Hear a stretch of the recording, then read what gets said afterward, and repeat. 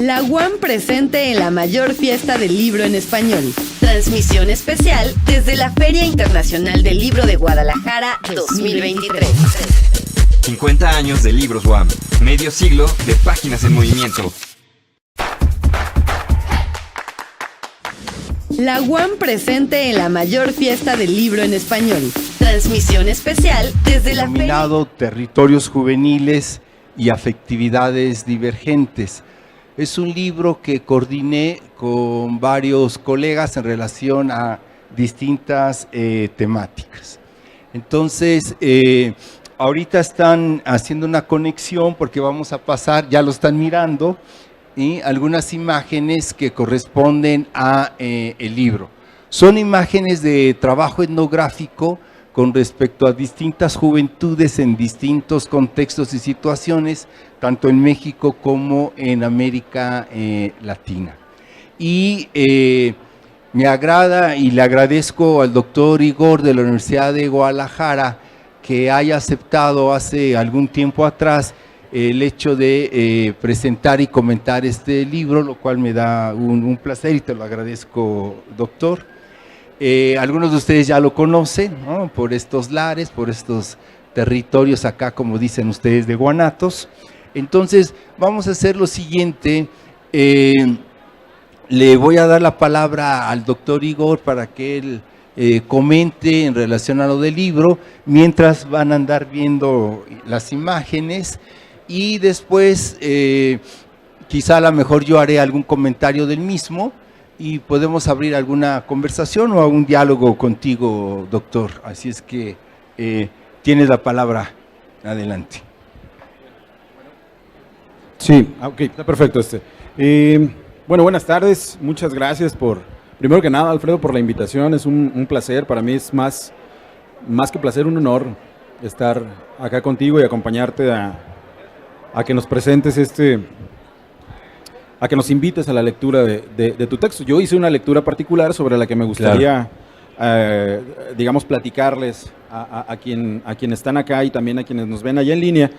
Hice una lectura en particular y para no divagar demasiado, porque estos eventos casi siempre tienen el tiempo muy restringido, puse por escrito los comentarios y me gustaría como por ahí que fueras apuntando algunas cosas para ver si nuestras lecturas son más o menos parecidas o si no, o si diferimos en algunas cosas, ¿no? Entonces, adelante. Y más o menos esto es lo que yo anoté. Decía algo así como: es innegable que, por lo menos en la esfera académica, cada esfuerzo investigativo articula una serie de respuestas particulares a un conjunto de interrogantes de carácter general.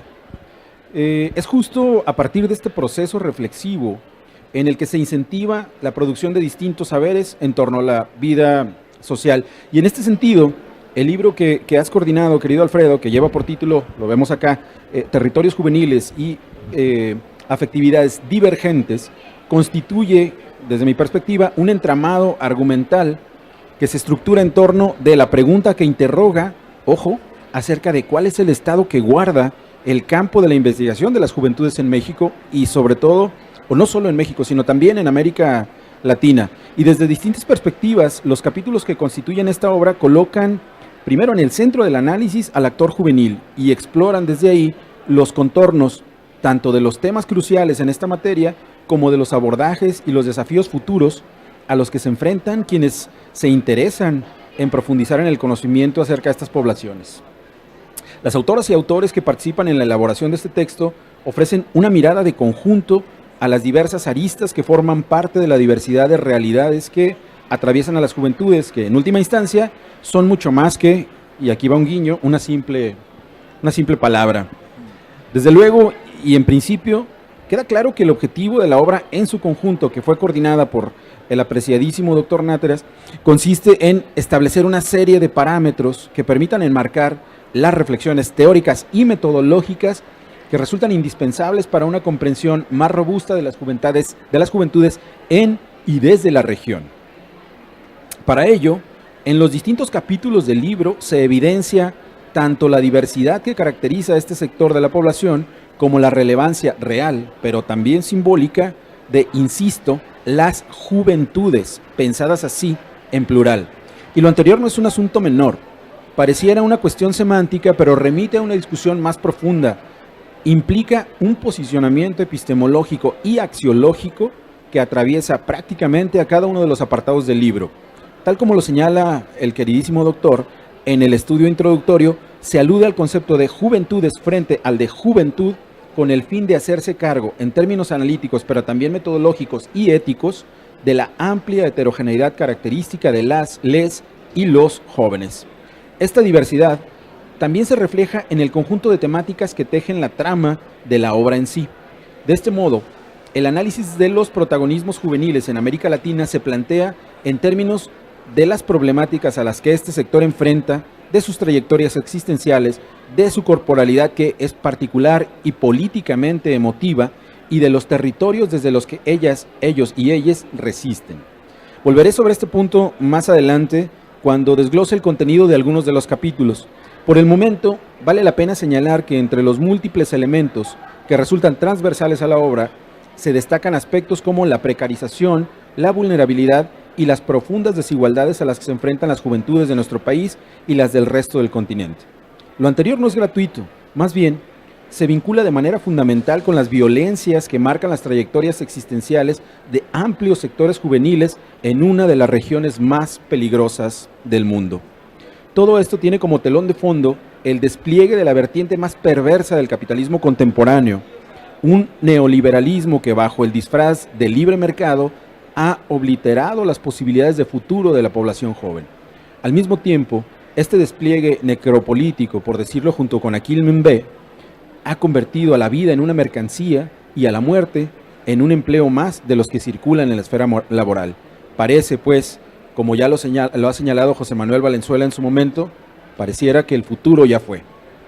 Como quiera que sea, vale la pena mencionar, ahora sí ya de manera más particular con respecto al libro, que este está dividido en dos grandes partes.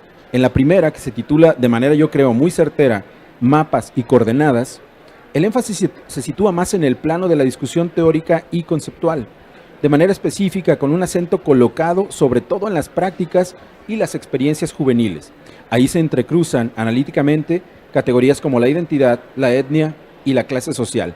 Y para ilustrar lo anterior, basta con asomarse a algunos de los capítulos y dadas las usuales restricciones de espacio que caracterizan a este tipo de eventos, no es posible abordar todos y cada uno de los capítulos. Así que les platicaré de algunos nada más. El primero, denominado Notas para una caracterización de las juventudes, tensiones de las miradas modernas y posmodernas, ahí lo que hace Raúl Zarzuri, quien lo escribe, es trazar una breve genealogía de la categoría de juventud. En términos generales, puede afirmarse, junto con ya el autor ya mencionado, que dicha categoría emerge en el contexto del capitalismo industrial. En otras palabras, en este capítulo se alude a la historicidad del término y a la necesidad de entender las condiciones sociales en las que éste adquirió su densidad conceptual más o menos convencional, es decir, aquella que alude a la juventud en tanto que está anclada en su componente biológico etáreo. Asimismo, y en este recorrido, Zarzuri analiza las reflexiones emergentes que apelan mucho más a la pluralidad juvenil y la colocan en la esfera de lo cultural, más allá de la edad en sí. Esto permite entender críticamente las tensiones entre la territorialidad y la desterritorialización, otros elementos que atraviesan de manera transversal al libro, que experimenta amplios sectores de la juventud. Esto sobre todo a partir de la incorporación de la mirada a la mirada investigativa de los procesos de digitalización de nuestras sociedades. Más adelante, Tania Libertad Sánchez Garrido pone sobre la mesa el giro socioafectivo que atraviesa particularmente hoy a las ciencias sociales y desde ahí explora lo que acontece con las juventudes que ofrecen servicios de taxi y que operan desde una especie de ilegalidad. Son piratas, pues.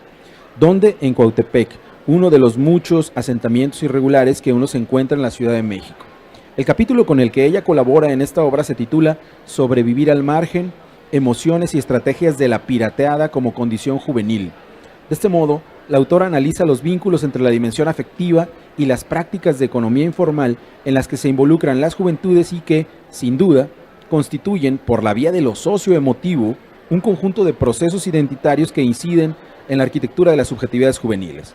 Así, conducir un taxi sin registro implica también la movilización de mecanismos de socialización que transportan sentidos y significados acerca de lo juvenil y que en última instancia emergen como elementos constitutivos de las realidades a las que se enfrenta este sector de la población.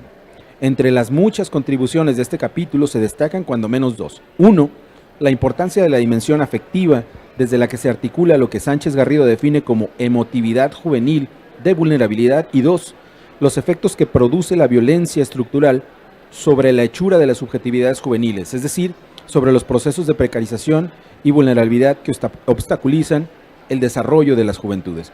Por otra parte, en el capítulo escrito por el doctor Nateras también se pone el énfasis en los procesos de precarización y violencia a los que hacen frente las juventudes en la región latinoamericana. No obstante, nuestro querido Alfredo incorpora otro componente al análisis, el de la migración. Así, con el apartado titulado Rostros de las Juventudes hoy, violencias sociales, precariedades al límite y migraciones forzadas, se discute en este capítulo lo que Nateras define como neocapitalismo depredador y cómo este ha engendrado economías criminales que profundizan las condiciones de por sí adversas en las que habitan los sectores juveniles en América Latina. Y en este sentido, lo que se afirma en el capítulo es que los rostros, y ojo, los rostros de las juventudes que se despliegan en esta región, ahí son palpables la exclusión social y la desigualdad económica. Y de manera particular, a partir del análisis de lo que acontece con las juventudes de la región del Triángulo del Norte Centroamericano, nuestro querido doctor documenta cómo se presenta ahí una estrategia de aniquilamiento de las identidades juveniles instrumentadas sobre todo desde el Estado, de modo que la precariedad social, laboral, educativa y de salud, entre otras, contribuye a la muerte social y simbólica de la juventud. Frente a esto, poco a poco ha emergido un nuevo sujeto social que se despliega en el espacio público, el sujeto migrante transnacional, y en este contexto, las narrativas de criminalización y xenofobia han estigmatizado y despojado hasta de los derechos más básicos a agrupaciones asociadas con pandillas, tales como la Mara Salvatrucha 13 y el barrio 18. Otro de los capítulos que ilustran la diversidad de temáticas de esta obra es el escrito por nuestra queridísima también Maritza Urteaga, el cual se titula Jóvenes indígenas en el México contemporáneo, desplazamientos teóricos para un sujeto desplazándose. Este es importante porque arroja luz conceptual sobre una población juvenil que sistemáticamente aparece poco en los diagnósticos y recuentos de la investigación en el campo de estudios de las juventudes, las y los indígenas. En este apartado también se acentúa el factor de la migración, y con base en ello, la autora plantea que los flujos migratorios que recorren el interior del país han traído consigo el surgimiento de un sujeto atravesado por su condición juvenil étnica que se estructura alrededor de identidades múltiples y convergentes, muchas de las cuales están en tensión. Luego de una certera revisión teórica, desde la que nuestra querida Maritza subraya, con base en la dimensión sociocultural, la historicidad de la categoría de lo juvenil, se evidencia una vez más la diversidad característica de las juventudes, así en plural. Con un enfoque transversal, ella articula en su análisis las formaciones subjetivas de actores en movimiento, las cuales tienen como telón de fondo lo comunitario y lo étnico frente a la migración de las culturas juveniles indígenas hacia las zonas urbanas de las grandes ciudades, un proceso sumamente tenso. Y surgen así modos diversos, pero también muy desiguales, de ser joven y de ser indio, que conviven con otras identidades y maneras de estar en el mundo, por ejemplo, la profesión, la educación y el consumo cultural, y cómo esto convive con una identidad étnica particular. Ahora bien, la segunda parte del libro se denomina como afectividades, agencias y resistencias. Esta comienza con el capítulo escrito por Héctor Rodolfo Andrade López, el cual se titula Entre la precariedad y la desmovilización, movilizaciones juveniles emergentes, coordenadas para un análisis antisistema. Aquí se efectúa una revisión de diversos procesos organizativos juveniles en México, Brasil, Chile y Colombia, que van desde el Yo Soy 132 y la Mesa Amplia Nacional Estudiantil hasta movimientos como el Passe Livre en brasileño. En Brasil, el texto de Andrade analiza pues la producción de subjetividades juveniles que tienen como telón de fondo un conjunto de coyunturas políticas adversas frente a las que se establecen tácticas novedosas de resistencia. Así, Aspectos como la indignación, la rabia, la ocupación del espacio público y el alteractivismo emergen como modos de desafiar al sistema político hegemónico, es decir, al poder instituido, y al mismo tiempo lo anterior genera condiciones de posibilidad para el surgimiento de nuevas subjetividades situadas más allá de los espacios y mecanismos tradicionales asociados con el despliegue neocapitalista contemporáneo. Por otra parte, Enedina Ortega Gutiérrez y Gustavo Adolfo Urbina Cortés colaboran con el capítulo titulado El diseño de encuestas para el estudio de la participación política y uso de redes sociales en jóvenes universitarios, una perspectiva mixta. En el texto se explora la participación política de las juventudes mediante un acercamiento a los procesos de digitalización de la vida social.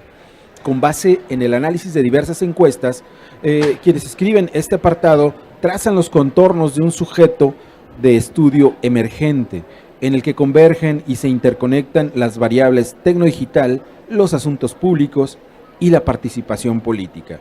Las reflexiones metodológicas que emanan de los argumentos de Ortega y Urbina subrayan la importancia de prestar atención a la apropiación juvenil de las plataformas digitales para la socialización. Esto es así porque mediante este proceso los jóvenes han contribuido de manera significativa a la construcción pública de una esfera pública, a la construcción política de una esfera pública digital. Posteriormente, de nuevo, Alfredo Nateras y Ricardo Carlos Ernesto González presentan el capítulo titulado Juventudes y encierros penitenciarios, resistencias bioculturales ante los contextos de muerte. Y en este capítulo se pone de relieve el conjunto de violencias que operan en los entornos carcelarios, particularmente en el norte y el centro del país. Desde un enfoque anclado en la bioresistencia, concepto acuñado también por José Manuel Valenzuela, los autores dan cuenta de las experiencias vividas por los jóvenes en situación de encarcelamiento y con ello ponen de manifiesto la presencia de diversas violencias al interior de las instituciones penitenciarias. Lo anterior adquiere relevancia cuando menos por dos razones. La primera remite a la existencia de organizaciones criminales que, en complicidad con las autoridades penitenciarias, deciden sobre las vidas y sobre la muerte de los internos.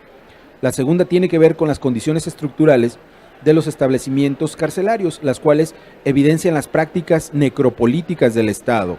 Todo esto se expresa en estrategias como el disciplinamiento de los cuerpos y la corrección de lo que la legislación vigente considera como conductas desviadas de una población interna constituida principalmente por jóvenes. Con ello se produce una narrativa criminalizante que tiende a justificar la violencia ejercida sobre un conjunto de sujetos que, despojados de su capacidad de agencia, se presentan y se conciben como desechables. Finalmente, la obra es clausurada por el trabajo titulado Terroristas, Criminales y Asesinos, el sendero de la invisibilización de los jóvenes en El Salvador, y este es un tema gravísimo. Este fue escrito por Hugo César Moreno. En este apartado se efectúa una discusión en torno a la violencia que impacta a la juventud en Centroamérica, particularmente la que habita en El Salvador. De manera específica, se ponen de relieve las prácticas y discursos desde los que se criminaliza a los sectores juveniles vinculados con pandillas y en concreto la Barrio 18 y la Mara Salvatrucha 13. Las acciones gubernamentales puestas en marcha por la autoridad, tales como la ley antimara o el plan Mano Dura, ilustran con precisión estos hechos. Tal como lo señala el autor de este capítulo, la criminalización va aparejada además con un intenso proceso de desciudadanización, sobre todo entre las juventudes que habitan en las zonas marginales y periféricas. Todo esto implica prácticamente el despojo de hasta los derechos mínimos más básicos. En este sentido, desde el Estado se sancionan negativamente los procesos de asociación libre de las juventudes y se culpabiliza a este sector de su propia pobreza, y así se le responsabiliza de las crecientes tasas de violencia que aquejan a aquel país. Más aún, la narrativa estatal contribuye de este modo a construir la idea de un sujeto criminal que queda atrapado entre la marginación y la vulnerabilidad, con lo que se profundizan tanto la precarización como las desigualdades juveniles. Yo diría que esto aplica no solo para El Salvador, sino que prácticamente para toda la región latinoamericana. En fin, ya con esto voy terminando. Queda claro que este libro es también muchos libros.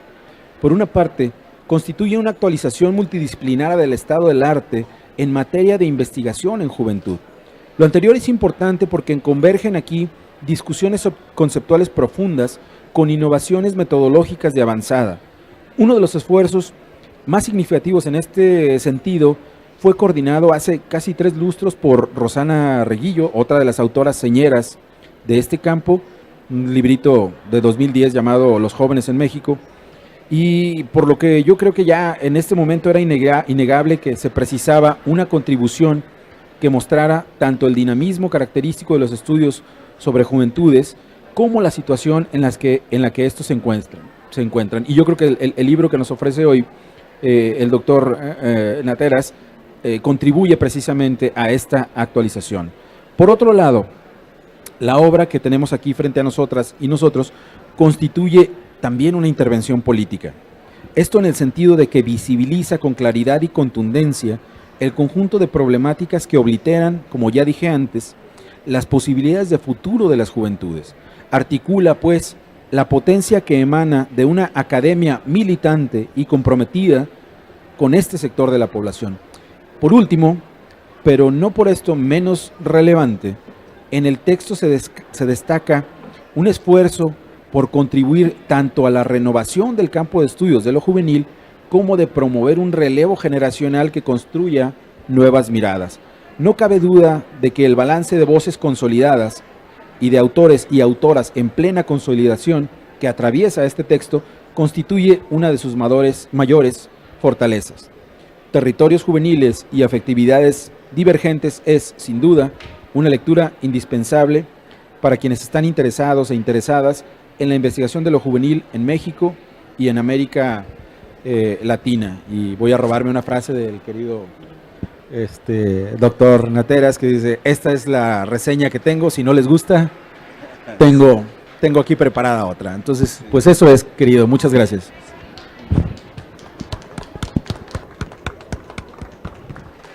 Sí, agradezco al doctor Igor González, te agradezco, doctor, en relación a, más que nada, me doy cuenta que sí hizo una lectura pormenorizada, una lectura puntual, rescatando algunas temáticas y demás. Entonces, por el tiempo que me imagino también le dispusiste, más que nada porque ustedes saben, en la mayoría de los casos, la academia y los académicos vivimos muy saturados, ¿no? De evento a evento, de feria en feria y demás, entonces agradezco el tiempo. La idea entonces, el espíritu es abrir como una conversación a partir de lo que refieres, doctor, pero igual también a partir de quizás una posible conversación con ustedes, en lo que hace y lo que les llamó en todo caso la atención de lo que el doctor Igor mencionó y refirió. Entonces voy a hacer una variante. El formato era de que, bueno, yo continuara y dijera algunas cuestiones, pero entonces voy a hacer una variante. Si están de ánimo, si alguno o alguna de ustedes quisiera preguntar, comentar, enfatizar, decir algo, y a partir de ahí podemos rearmar la conversación. ¿Alguien? Adelante.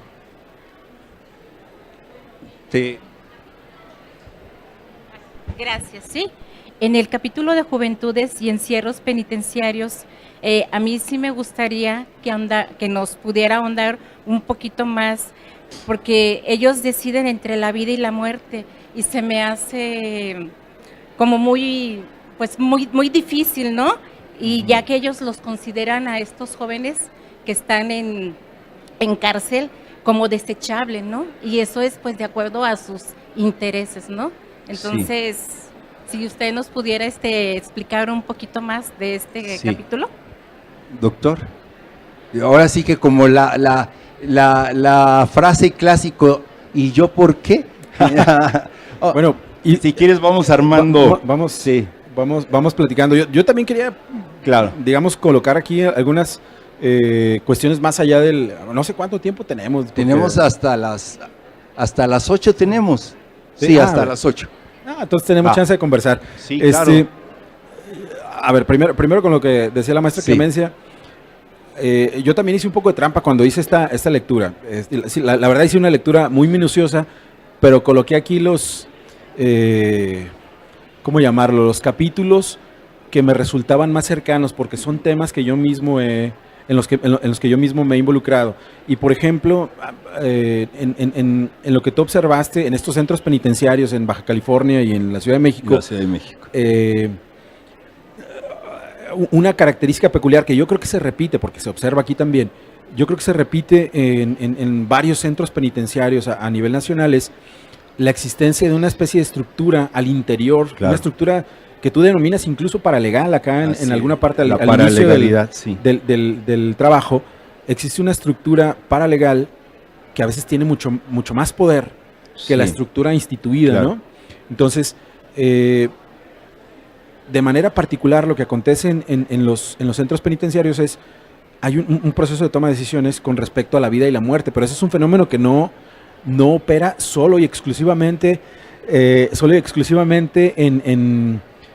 al interior de los centros penitenciarios, sino que opera, digamos que alude a una narrativa mucho más amplia que tiene que ver, por ejemplo, con la discusión de Giorgio Agamben en términos de la SOE y la BIOS, o con la discusión que tiene que ver con Jacques Rancière en relación con cómo se articula el mapa de la distribución de los CIVI, es decir, quién vive y cómo se decide o la necropolítica, cómo se decide quién vive y quién muere, ¿no? ¿Qué es lo que vale la pena que viva y cuáles son las vidas que vale la pena que sean vividas? Esto opera al interior de los centros penitenciarios, pero pasa en la vida cotidiana de las y los jóvenes, porque hay agencias allá afuera que están operando de esa manera, que están, digámoslo así, articulando una narrativa, como tú bien lo dices en el libro, en el estudio introductorio, en los 2 capítulos en los que participas, está planteándose una narrativa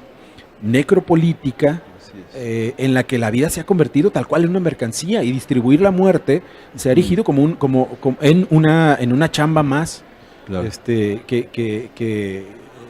que circula en la esfera laboral. Creo que es más claro o más aprehensible en términos analíticos cuando uno lo observa en un microcosmos como en la cárcel, pero pasa en la vida, en la vida cotidiana. Eso es lo que yo tendría que comentar respecto a este asunto. Trataré de ligarlo.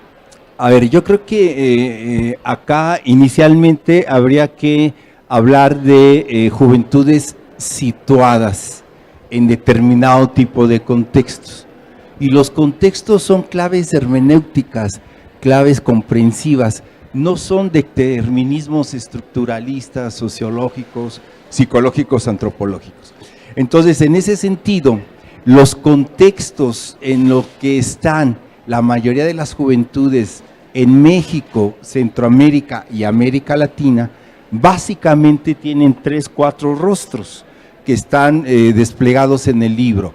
Uno de ellos es la precarización económica, laboral, familiar, recreativa. En términos en concretos, por ejemplo, la precarización económica, la mayoría de nuestras juventudes, ¿sí?, son pobres. 1 de 3 jóvenes en el caso mexicano son pobres en un país de pobres. En el caso de la precarización laboral, las juventudes son las que trabajan más con respecto a los mundos adultos y son los que les pagan menos. Si a eso le cargas la categoría de género, entonces a las mujeres jóvenes les pagan menos que lo que le pagan lo menos a los jóvenes en función de los adultos. Entonces, en ese sentido, la otra situación son las violencias, en términos de que ahí las violencias ya tienen que ver con estructuras muy potentes que van excluyendo y van en ese sentido colocando en situaciones de precariedad, en su mayoría a las juventudes.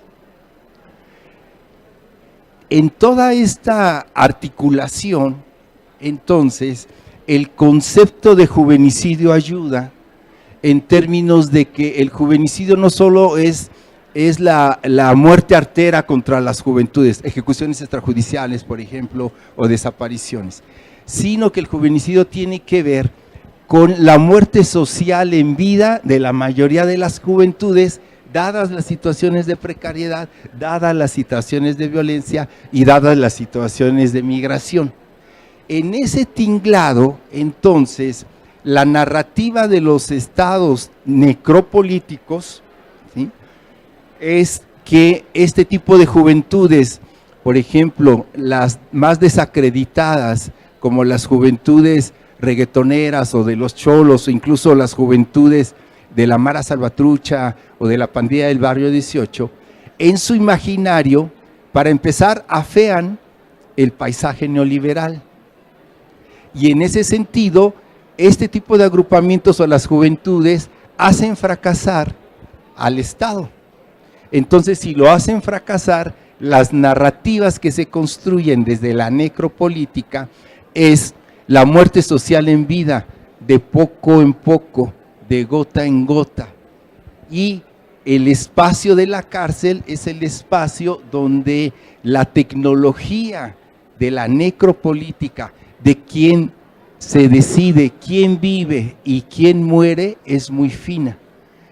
Se decide quién vive y quién muere en términos de la precariedad, en términos de la pobreza, en términos de la exclusión. Se va muriendo de poquito a poquito, ¿no? Se va muriendo de gota en gota.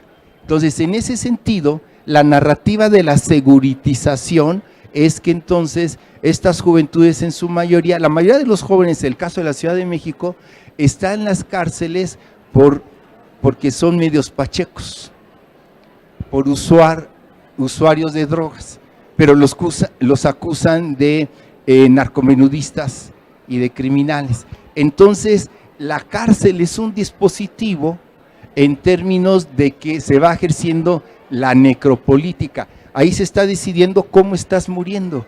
No solo se decide quién vive y quién muere, sino cómo se vive y cómo se muere. El ejemplo más concreto es Bukele, en El Salvador, en donde solo una alimentación diario, frijoles y tortillas, no hay servicio médico, no hay derecho, todos sus derechos humanos están violentados. Eso es justamente morir de poco en poco, morir de gota en gota.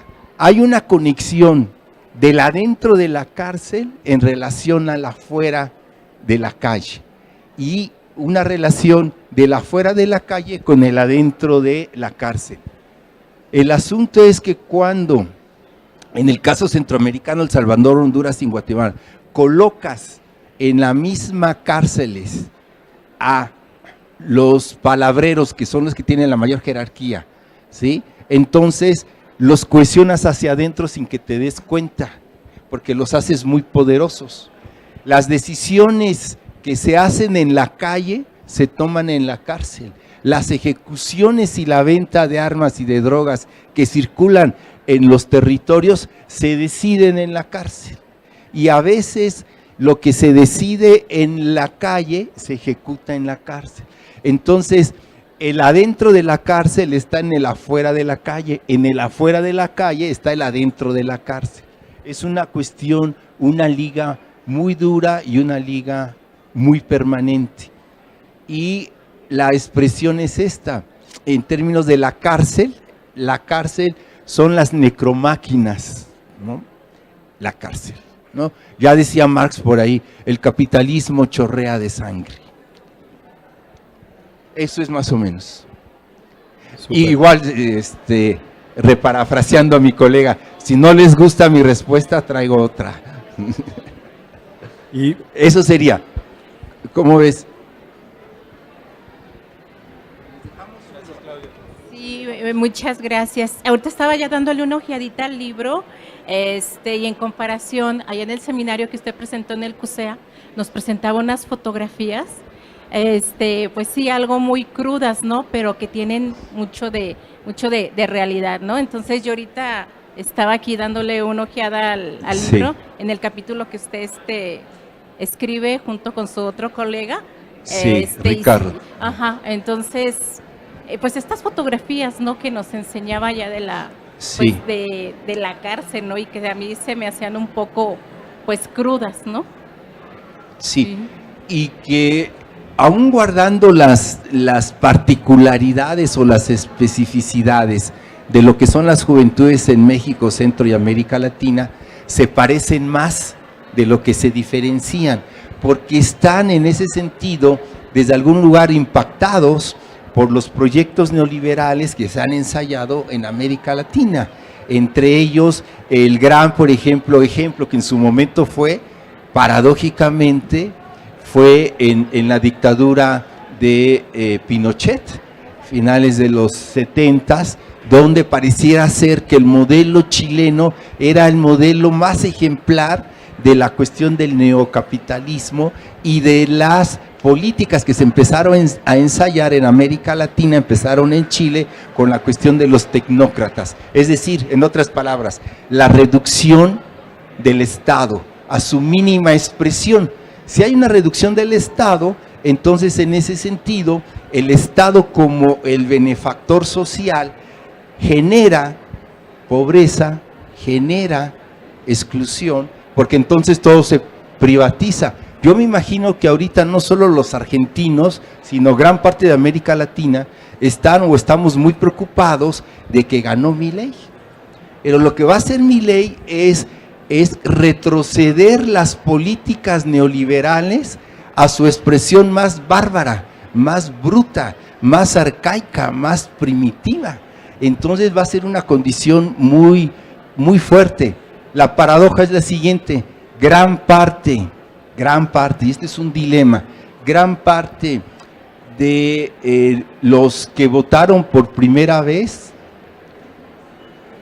jóvenes, 25 años hacia abajo, son los que más votaron por Milei y los que le dieron el triunfo a Milei. Entonces una situación complicada, porque eso también nos desmonta el romanticismo, como decía el mismo Salvador Allende, ¿no? Ahora que ya fueron la celebración, yo creo que por eso me acuerdo tanto de él ahorita, en términos de que ser joven y no ser revolucionario es una contradicción, como decía también como el Che Guevara, pero ahora creo que eso es una expresión romántica, utópica, pues que queda en el espíritu, sin embargo no se sostiene, porque de otra forma, ¿cómo puede uno explicar a las juventudes neofascistas, a las juventudes de ultraderecha, a las juventudes conservadoras, ¿no?, clericales y retrógradas?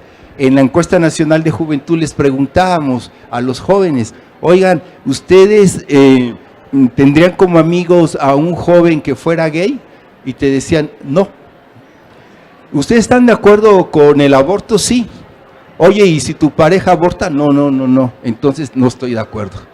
Entonces, en ese sentido, una gran parte, como el 60 y tantos %, al menos en el caso de la encuesta nacional de juventud 2005, el 60 y tantos % de nuestras juventudes son conservadoras. Y si a eso le sumas las encuestas más recientes de cultura política o educación cívica, cultura cívica y ciudadanía, hechas incluso por la Secretaría de Gobernación, te das cuenta que hay amplios sectores, no solo de la juventud, pero en general de la población mexicana, pero particularmente de la población joven, que favorecerían la implementación de regímenes autoritarios. Entonces, digamos, hay como una especie de gran narrativa que está alimentando, que está dándole sentido a ese tipo de discursos, pues entonces habría que, digamos, estar en guardia ideológica, pero también analítica, ¿no? Como tú lo propones en el texto. Y quería decir algo particular con respecto a otro libro tuyo. Mencionaste ya ahorita la juventud situada. Sí. Pero utilizas otra metáfora que también es muy buena, que esa situacionalidad de la juventud tiene que ver con una especie de estado de sitio, pues no son solo juventudes situadas, también son juventudes que están sitiadas, lo cual, digamos, pone de relieve estos 3 o 4 consolida o le da más claridad a estos 3 o 4 rostros de los que ya hablabas. Sí. La precarización, la vulnerabilidad, y sobre todo la violencia que atraviesa este sector de la juventud. Y en este contexto, regresando un poco a este libro, me gustaría plantearte la pregunta que tiene que ver, que ya empieza a ser contestada acá, pero que no se agota en el libro, que tiene que ver con esto que observan en general las autoras y los autores del texto, que tiene que ver con la emergencia de una especie de nuevo sujeto juvenil, de un sujeto juvenil que convive a veces de manera tensa con los sujetos más o menos convencionales. Ahí hay una tensión que implementa, que nos presenta una serie de desafíos analíticos, teóricos, conceptuales, metodológicos, que ya empiezan a abordarse acá, pero que todavía no están, digamos que es una chamba por hacer. ¿Cómo percibes tú ese horizonte en el futuro, en términos de la investigación de juventudes? Sí, yo creo que dentro de los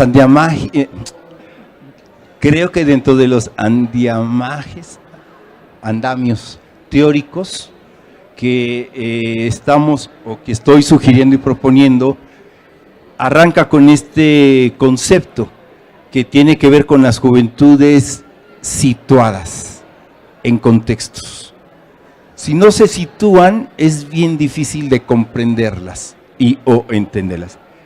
En estos contextos que decimos de precarización, de violencias, de migraciones forzadas, y agregaría algo en términos afectivos, de la incertidumbre, la desesperanza, la incerteza, las melancolías colectivas y demás. Y que entonces, si son juventudes situadas en esos contextos nada favorables que impactan a la mayoría de las biografías individuales en las trayectorias de vida de estas juventudes, entonces el otro concepto que como bisagra es justamente juventudes sitiadas, en relación a esas condiciones tan desfavorables, tan difíciles. En ese andamiaje, entonces, habría que agregarle otro concepto, si no, entonces, el espíritu es de desesperanza, de depresión colectiva. Juventudes situadas, juventudes sitiadas y resistencias afectivas.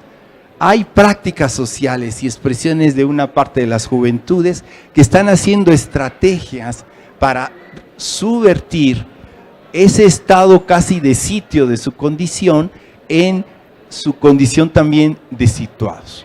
Y ahí, por ejemplo, una de las vertientes que están trabajando las juventudes o que tiene que ver con sus prácticas, tiene que ver en clave cultural y artística. En clave cultural y artística son propias experiencias de los jóvenes que van desarticulando, por una parte, las violencias, van mediando las violencias. Fuese como fuese, el arte humaniza la parte de la deshumanización del capital o del capitalismo, y que lo están usando mucho en las estrategias y en los discursos de la cultura de paz. La otra parte que decía el doctor Igor, y de aquí lo ligo, que contemporáneamente, digámosle, lo que yo le llamo las escenas juveniles de la protesta y del malestar social, de la disputa del espacio de la calle, ¿no?, de su gestión, no se pueden entender sin la escena feminista juvenil. Ese es un andamiaje importante porque se disputa la narrativa en relación al patriarcado, en relación al machismo, en relación también a la violencia de género. ¿Quién son los que más ejercen en los ámbitos educativos la violencia de género? Sus cuates, sus amigos, sus parejas, sus peores nada, ¿sí? Son los que más ejercen. Entonces, ahí está la disputa. Está esa disputa con ese machismo, y una de las escenas para mí más gratificantes de la escena juvenil con rostro femenino, feminista, son las revueltas 2018, 2019 a la fecha. La oleada verde desde Argentina, que lo retoman de las Madres de Mayo, ¿sí? Las chicas 2018 de Chile, pararon 4 meses las universidades para protestar en el espacio de la calle en relación a la violencia de género, ¿sí? Y a la violencia sexual contra el patriarcado y demás. En el caso también argentino, pararon las universidades. En el caso mexicano, también el 18M, pararon las universidades. Entonces, en ese sentido, estamos en ese quid. Entonces, parece ser que la batalla de una gran parte de las juventudes en términos de resistencias afectivas es que lo afectivo, las emociones, el enojo, el encabronamiento, la rabia, también pasa por la solidaridad, la amorosidad y demás. El ejemplo concreto con los jóvenes 2018-2019 en Chile, la primera línea. Y en la primera línea, ¿quién estaban? Las chavas, las mujeres. Entonces, la cuestión afectiva tiene un carácter político. Es político, ¿sí? Entonces, yo creo que por ahí va, ¿no? Y es en contra del patriarcado, pero también en contra del neoliberalismo, en contra de las políticas extractivistas, en donde los que de mejor manera ponen en predicamento el modelo civilizatorio y la crisis del proyecto neoliberal son las juventudes, con rostro femenino particularmente. Doctor, adelante. Bueno, nos quedan 5 minutos.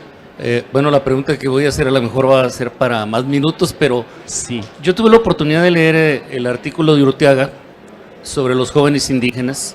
Sí. Y me parece que mucho de las claves epistemológicas y metodológicas que tú estás sugiriendo son en gran medida las que permean la manera en cómo aborda el trabajo sobre los jóvenes indígenas esta investigadora.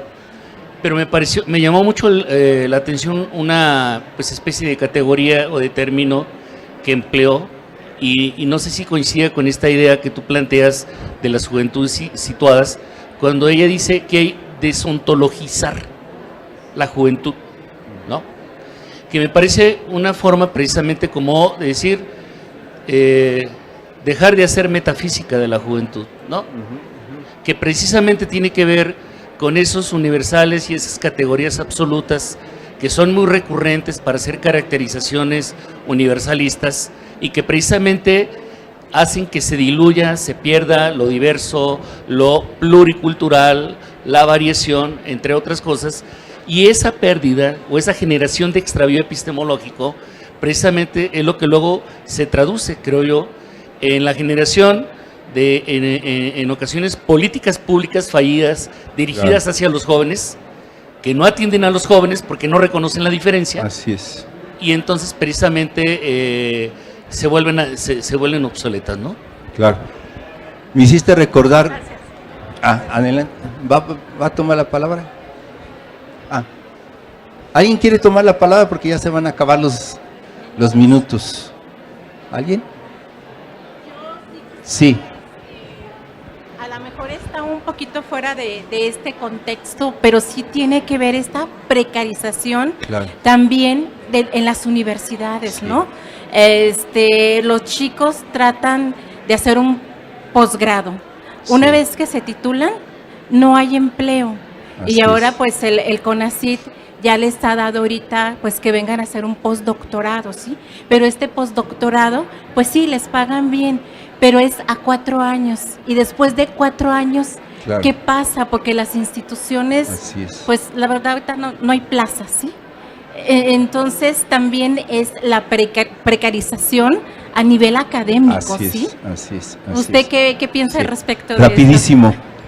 Lo que decías, doctor Claudio, yo siempre he creído y construyo una metáfora, ¿no? Decir una cosa para dar a entender otra, que las políticas públicas de juventud se parecen a las películas pornográficas. Me imagino que sí ven ustedes, ¿no? Ya ahora con la accesibilidad de las redes. Porque uno nunca sabe qué pasó después de la historia porno. Uno nunca sabe qué pasó después de la política pública cuando llega el programa de disminuir la violencia en la secundaria y les dan un curso y ya después se van. Pero ¿a poco disminuyeron las relaciones de violencia entre los chicos de la secundaria? No lo sabemos. La otra cuestión, una parte de la antropología negaba la condición juvenil de lo indígena en su invisibilización. Entonces, ¿cómo se ingresaron al mundo de lo juvenil? A través de las telesecundarias en las poblaciones indígenas y sus procesos inmigratorios. Muchos de ellos, de Puebla, de Tlaxcala, trabajan en la Ciudad de México, incorporan los códigos culturales de ser juventudes urbanas y se regresan a la ruralidad. Y los ves bailando en las fiestas patronales con la estética patronal, pero con sus adidas y con sus tatuajes o sus máscaras del santo. Entonces hay algo de lo juvenil ahí. Y lo otro es cierto, la situación es tan precaria que las juventudes más pobres, en la UAM Iztapalapa, por ejemplo, de las zonas más desfavorecidas, entrar a la universidad es una imaginación de que van a ser probablemente los primeros que se titulen porque su papá o su mamá dejó la prepa o incluso la universidad, o su tío o su abuelo terminó la secundaria. Para las juventudes más precarias, paradójicamente, estar en la universidad es un lugar social y un prestigio que su generación anterior de sus padres no alcanzó. Y esa es la contradicción del sistema educativo. Ahora el CONACYT está, pues ya acabó usted la licenciatura, pues váyase a la maestría, pues ya acabó la maestría, pues ahora váyase al doctorado, ya acabó el doctorado, ahora váyase al postdoctorado. Y los morritos terminan 38 años acá de grandes postdoctores en el desempleo total. Los jóvenes más desempleados son los doctores de grado de frente a los jóvenes de licenciatura. Eso no quiere decir jóvenes de los que están aquí que abandonan sus maestrías o sus doctorados. Son las contradicciones. Pero ¿dónde están sus estrategias? En el arte y en la cultura.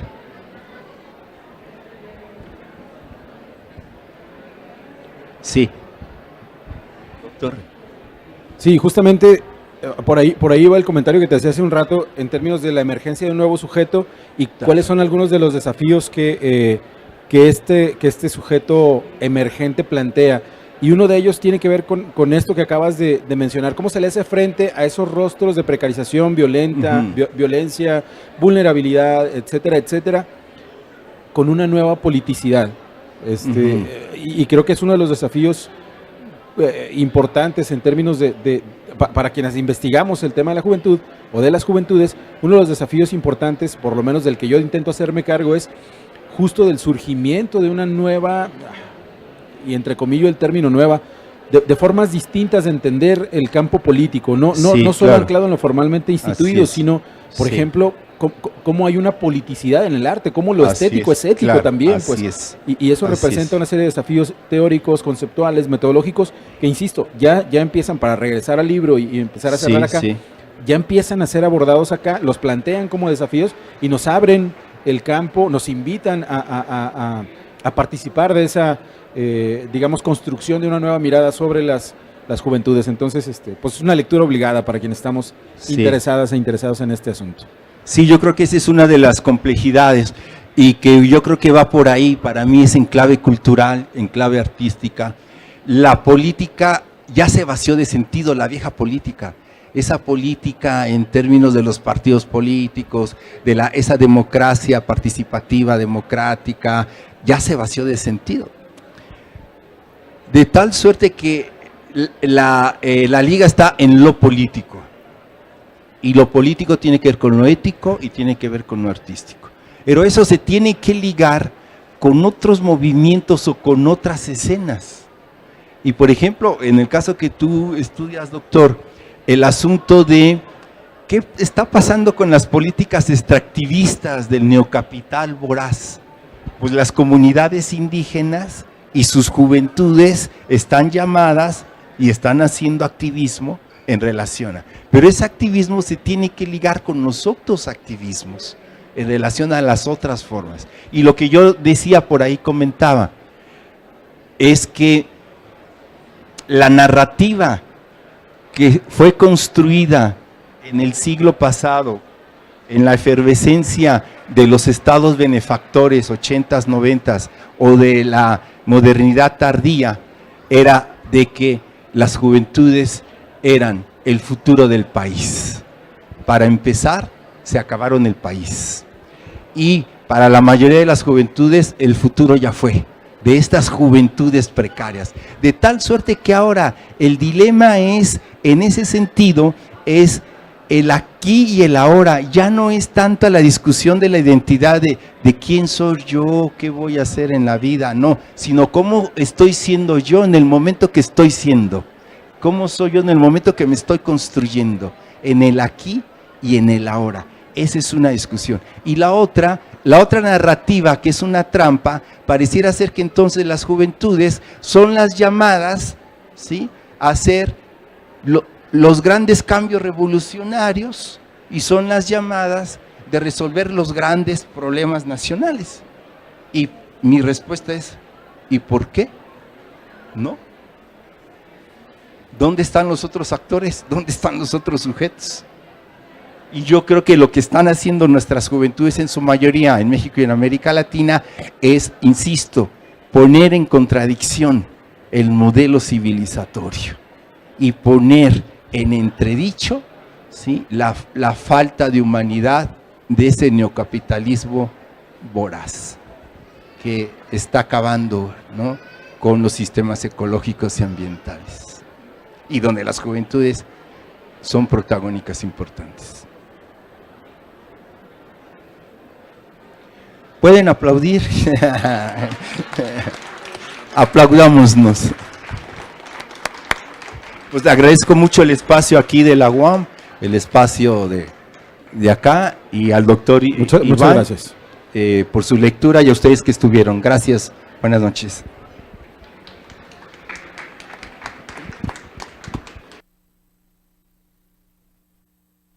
Libros WAM.